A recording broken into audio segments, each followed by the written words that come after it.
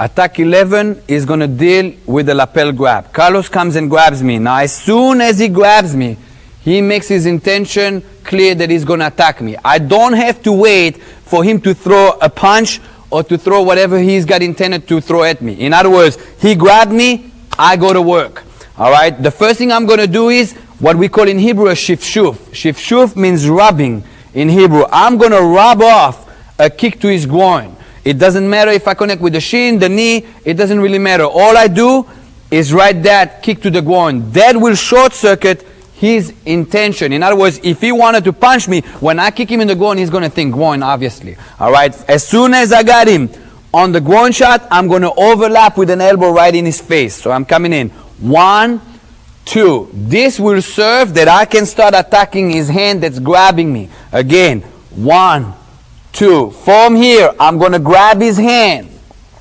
If you pay attention on the hand grab, I'm coming underneath the meat of the hand. Sometimes he'll have it so tight that you can go in, just hit it with your knuckles and he'll loosen up and then you can go in. All right, so again, I came in, shifshuf, kick to the groin, elbow, grab the hand. Now watch, it's very important that as soon as you got seized him, you don't let go. I won. Right now he's mine. I'm not going to let this go. From here, I'm going to step back to avoid that hand starting coming into play.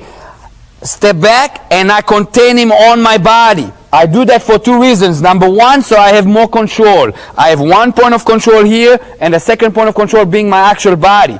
If I yank the hand out, all he's got to do is yank out and I lost him. And then I lost my objective of containing my opponent. In other words, I'm going to keep it right on top of me.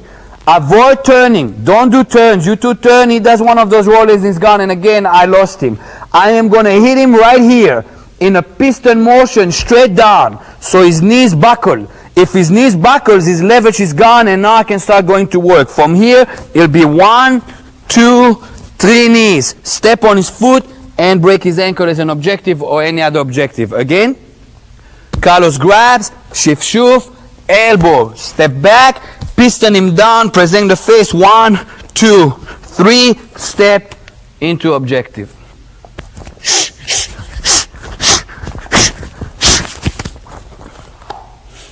Again.